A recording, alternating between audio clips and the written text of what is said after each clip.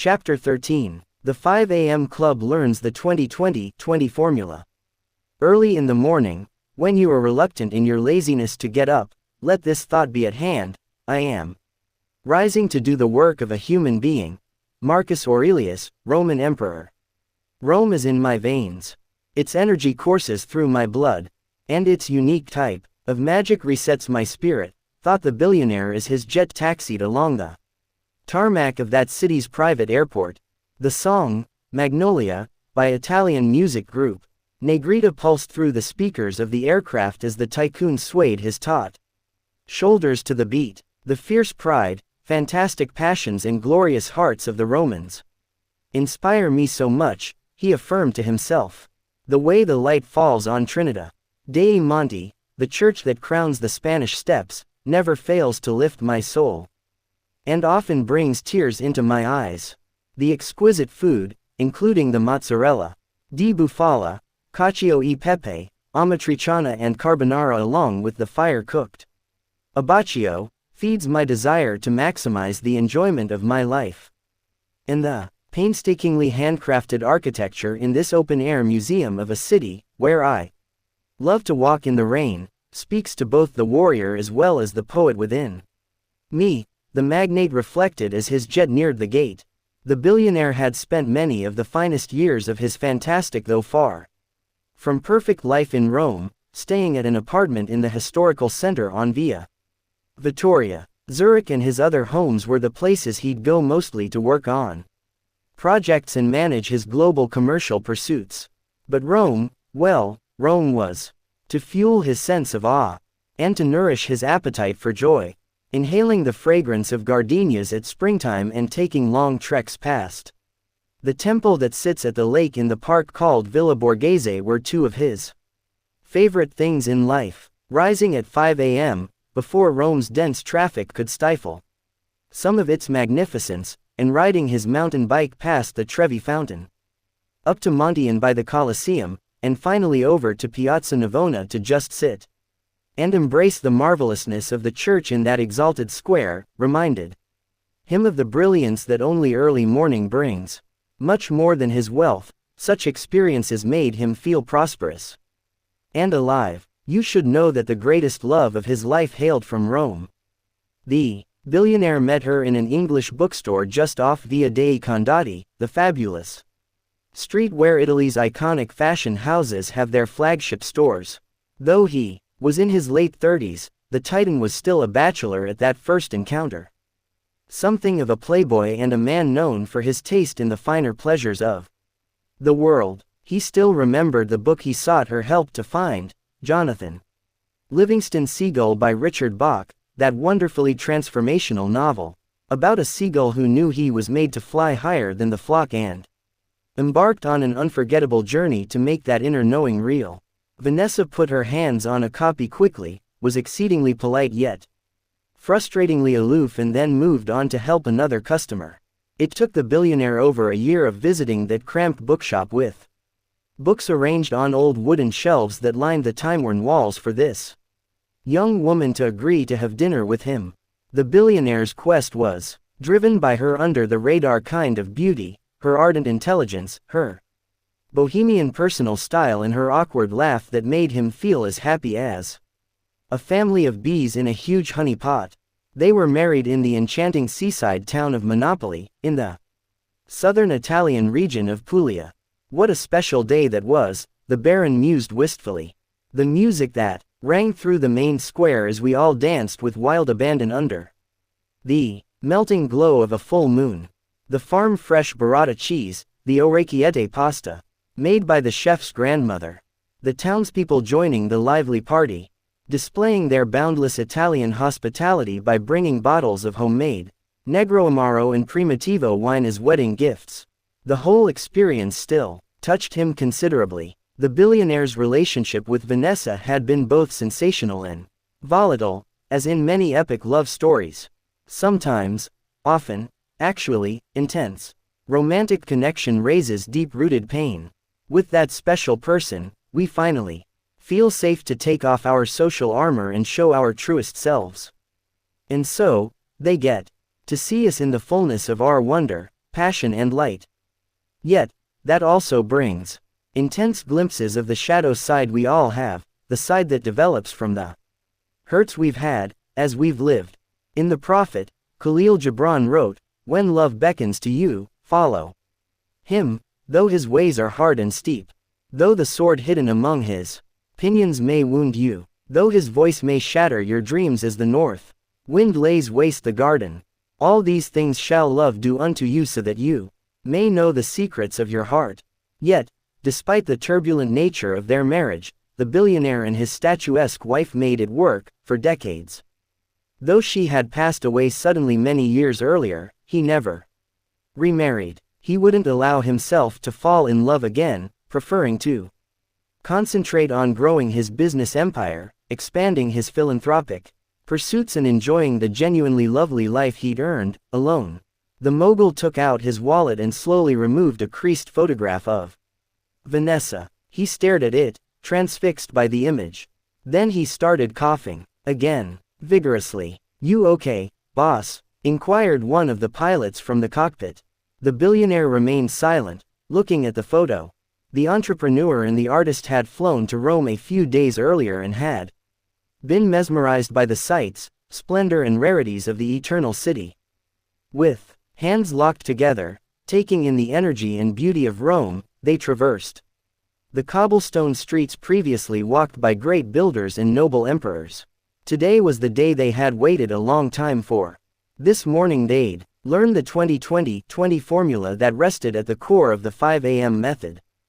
The two students would be taught, with granularity, precisely what to do within the victory hour, that window of opportunity that runs between 5 and 6 a.m., so they'd consistently enjoy amazing days. Today they would discover, in intimate detail, how to use their mornings well, to create a world-class existence. As requested by the billionaire, the two stood at the very top of the Spanish steps. It was precisely 5 a.m. If you stood on the platform under the obelisk that's there and looked down to the steps beneath it, you'd see the exact spot where the mentor and his two students met on this morning. The first rays of the Roman sun kissed Trinita dei Monti as the lovers looked out over this city of such culture. The early Romans were remarkable for the grandeur of their visions, for the scale of their buildings and for their otherworldly ability to construct monuments that betrayed engineering reality. The two of them could see St. Peter's Basilica and the tomb of Emperor Augustus, as well as the 7 hills that were so central to the protection of the empire that began as a tiny village on the banks of the Tiber River, and grew to what now included 40 different countries spanning Europe, Asia and Africa. The air was fragrant with a blend of floral notes and smokiness, as if a fire were burning in the far distance. "Buongiorno," cried a voice amid the tranquility. "Own your morning. Elevate your life," the billionaire shouted with the kind of enthusiasm you'd hear from Roman soldiers on achieving a crucial victory. Mr. Riley walked into the first embers of the lightfall, smiling, a man in the magic of life type of smile. He had chosen to wear a pair of chic Italian sunglasses for this all-important coaching session. He also wore an Italian windbreaker over a black t-shirt with the initials SPQR emblazoned on it, black sweatpants and orange running shoes. "Tutto bene?" he asked cheerfully. "We're good," said the entrepreneur, happily, understanding a few words of Italian. "Really good," offered the artist. "Big day, cats. Today's lesson, to be taught to you by me, your cheese gulping Tonarelli pasta gobbling mentor, is all about the 20-20-20 formula. We're finally here. We're finally ready to calibrate your morning routine so you both materialize your promise for genius and lead a life of limitless joyfulness. You'll so love what you're about to hear. The rest of your life will never be the same," the illustrious industrialist declared. As the sun slowly ascended, for the first time a tattoo could be seen on the back of the billionaire's left hand. It had numbers on it. They simply read, 20-20-20. The rays of light congregated over his head to give the appearance of a halo. The entire scene was ethereal. "You would have been impressed. Is that new?" wondered the artist, showing a clear curiosity. Didn't notice it before. Yep, responded the tycoon. I had someone in Trastevere do it for me last night. Cool, right, spoke the billionaire, appearing as innocent as a newborn. Sort of, pronounced the artist as he let out a monstrous yawn, then sipped from a takeaway cup of coffee. Great coffee here in Italy, he added. Well, the tattoo is temporary, admitted the billionaire. I got it because today's the 2020 Formula Day. It really is one of the most important of all our training days together. I feel blessed to be here with you too. I'm starting to feel we're family now, and to be back in Rome is so incredibly special. I stopped coming here after my wife, Vanessa, passed away. Just hurt too much to be here without her, he confessed, before looking away. Stone Riley then dug into a pocket of his sweatpants and pulled out a wishbone. He carefully placed the object on one of the steps that had a series of mysterious drawings on it. Just so you know what it looked like this. The billionaire asked his two guests to make a wish, before instructing them to pull it apart as a sign of good luck. I brought this to our session this morning not only to create even more great vibes for you cats, continued the billionaire. I also want you both to remember that a wishbone without a backbone doesn't really get you very far, he explained. Sort of the part-time commitment delivers part-time results insight we learned earlier, queried the artist. And the no idea works without doing the work insight reinforced the entrepreneur as she did a yoga stretch into the increasing sun. Sort of, replied the billionaire. I know you both long to lead productive, excellent, happy and meaningful lives. Being a member of the 5 a.m. club truly is the one habit, of all possible habits, that will guarantee this mighty ambition comes true. It's the single finest practice I've ever encountered to translate the intentions of living gloriously into an everyday reality. Yes, dreams and desires are just wishbones. Rising before daybreak is your backbone to get them done. The power of getting up early really comes from the daily application of the 2020 formula, the magnate continued. And you're now just a few seconds away from being exposed to this astonishingly potent morning routine. It really is about time, said the artist as he put on his own green-lensed sunglasses to shield his eyes from the light which was now beginning to wash into the empty spaces around the Spanish steps and down onto the cobblestoned square that features a famous fountain built around Bernini's sculpture of an old boat. Give me a hug before we get going, people, bellowed the billionaire, affectionately as he embraced the artist and entrepreneur. Welcome to my beloved Roma, he added as the song, Come on Pittor, by the group Moda the billionaire asked his two guests to make a wish, before instructing them to pull it apart as a sign of good luck. I brought this to our session this morning not only to create even more great vibes for you cats, continued the billionaire. I also want you both to remember that a wishbone without a backbone doesn't really get you very far, he explained. Sort of the part-time commitment delivers part-time results insight we learned earlier, queried the artist. And the no idea works without doing the work insight reinforced the entrepreneur as she did a yoga stretch into the increasing sun. Sort of, replied the billionaire. I know you both long to lead productive, excellent, happy and meaningful lives. Being a member of the 5 a.m. club truly is the one habit, of all possible habits, that will guarantee this mighty ambition comes true. It's the single finest practice I've ever encountered to translate the intentions of living gloriously into an everyday reality. Yes, dreams and desires are just wishbones. Rising before daybreak is your backbone to get them done. The power of getting up early really comes from the daily application of the 2020 formula, the magnate continued.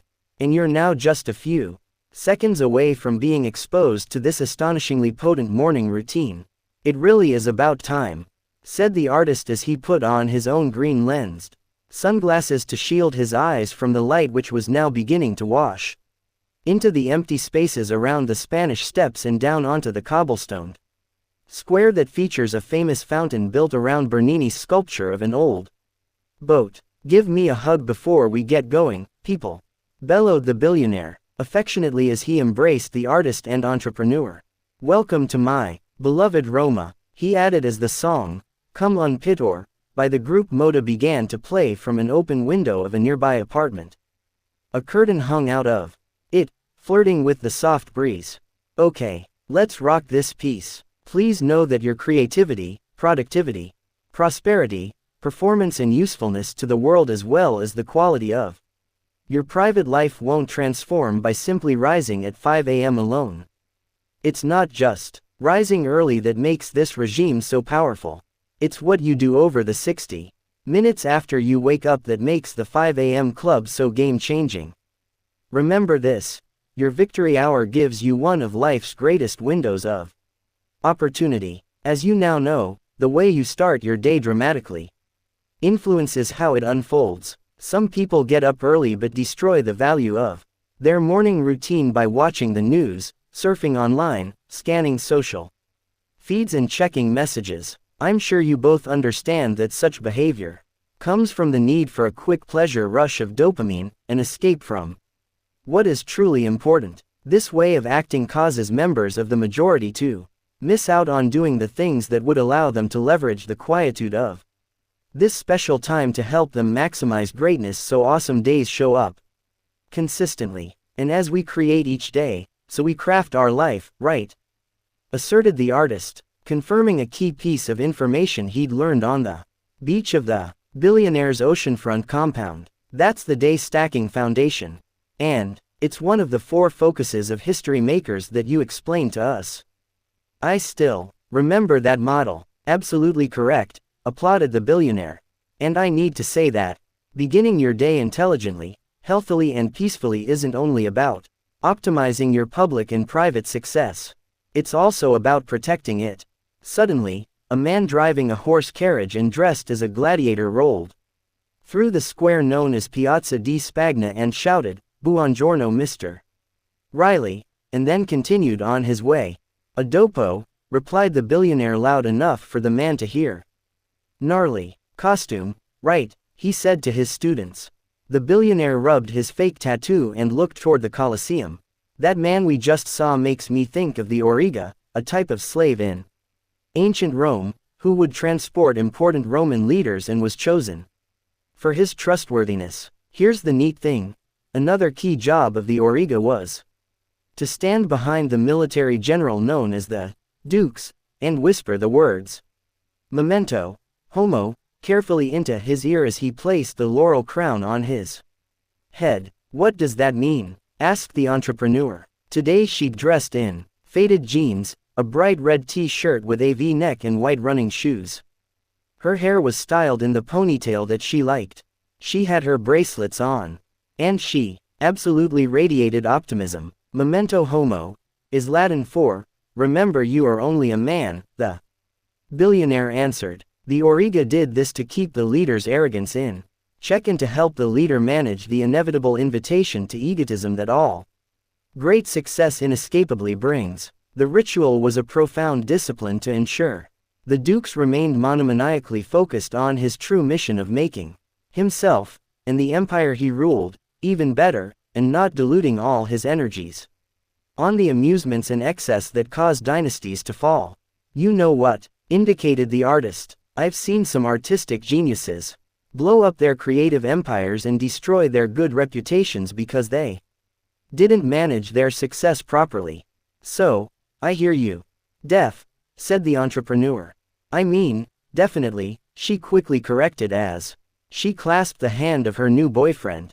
I've seen so many rocket ship companies lose their market share because they fell in love with their winning formula. They lost their fire. They got bloated and cocky. They bought into the faulty belief that because there were long lineups for their excellent products, there would always be long lineups, even without iterating their goods, improving customer service and ensuring that every single employee continued to raise their leadership performance. So, I hear you, too, Mr. Riley. Awesome, was his one-word reply.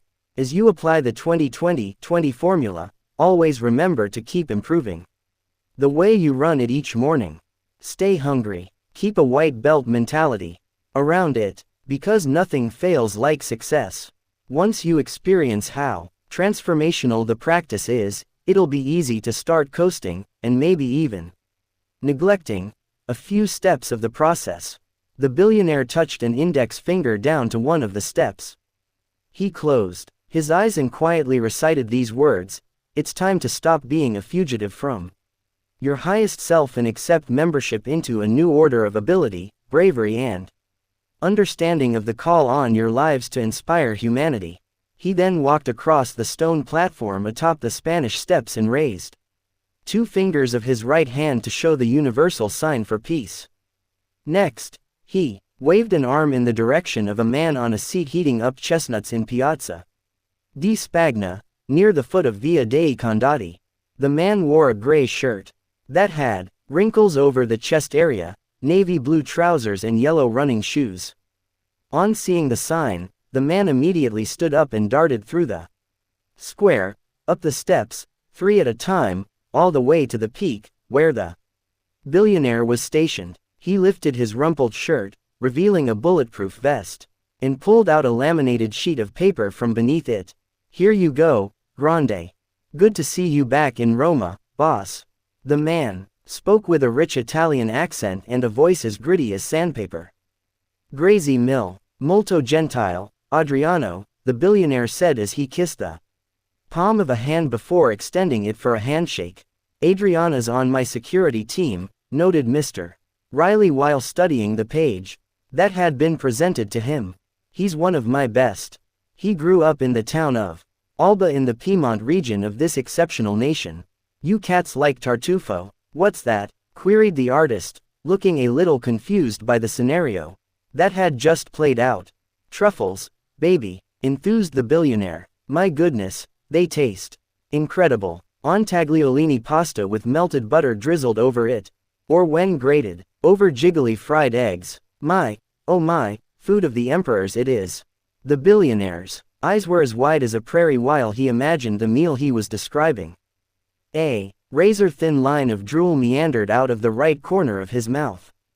Yes, a line of drool. Beyond weird, right? Adriano, who had remained in position, discreetly handed his employer a handkerchief. He looked at the entrepreneur and the artist with a glance that seemed to say, "I know he's strange, but we love him, too." And then all 4 people perched upon that overwhelmingly alluring sight started to laugh together. "Have a great morning, boss," Adriano said as he prepared to leave. "I'll meet you in Testaccio this evening. Thank you so much for inviting me to eat with you tonight." "Are we eating cacio e pepe, as usual?" "Si," confirmed the billionaire. "A presto. Alba is where white truffles come from," explained the billionaire. "Specially trained dogs sniff them out. Or pigs. Maybe in the future, I'll take you guys on a truffle hunt with me. I promise you it'll be unforgettable. Anywho, have a look at this fantastic learning model. The Spellbinder actually deconstructed the victory hour and the 20-20-20 formula for us. 0 questions about how to run your morning routine now. No room for excuses. It's all laid out for you. Just run the play and you'll own your day. Procrastination is an act of self-hatred, you know." "Really?" asked the artist. "Absolutely. If you really loved yourself, you'd relinquish all your feelings of not being good enough to be great and renounce all slavery to your weakness. You'd stop focusing on your deficiencies and celebrate your amazing qualities. Just think about it. There's no person on the planet today who has the unique stack of gifts that you have.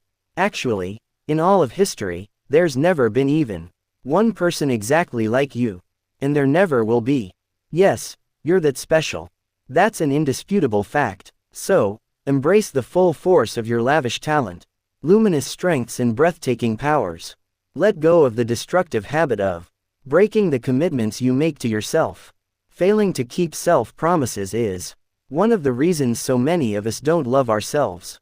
Not following through on what we tell ourselves we'll do so destroys our sense of personal worth and dissolves our self-esteem. Keep behaving like that and the unconscious part of you will begin to believe you're not worth anything. And remember the psychological phenomenon known as the self-fulfilling prophecy I walked you through earlier. We always perform in a way that is aligned with the way we see ourselves. And so, our thinking creates our results. And the less we value ourselves and our powers, he went on, the less power we have access to. The billionaire watched a group of butterflies fly by before continuing. That's just the way it all works. So, my suggestion is that you stop putting things off, flex those willpower muscles we talked about inside the Taj Mahal, and make the remainder of your life an exercise in audacity, a testimony to exceptional productivity and a rare expression of unstained beauty. Honor all you truly are by living your genius instead of loathing yourself, by denying your specialness. Procrastination is an act of self-hatred, the billionaire repeated. So, really go all in on installing the 20-20-20 formula as the core way of managing your morning. The billionaire showed the framework to the entrepreneur and the artist.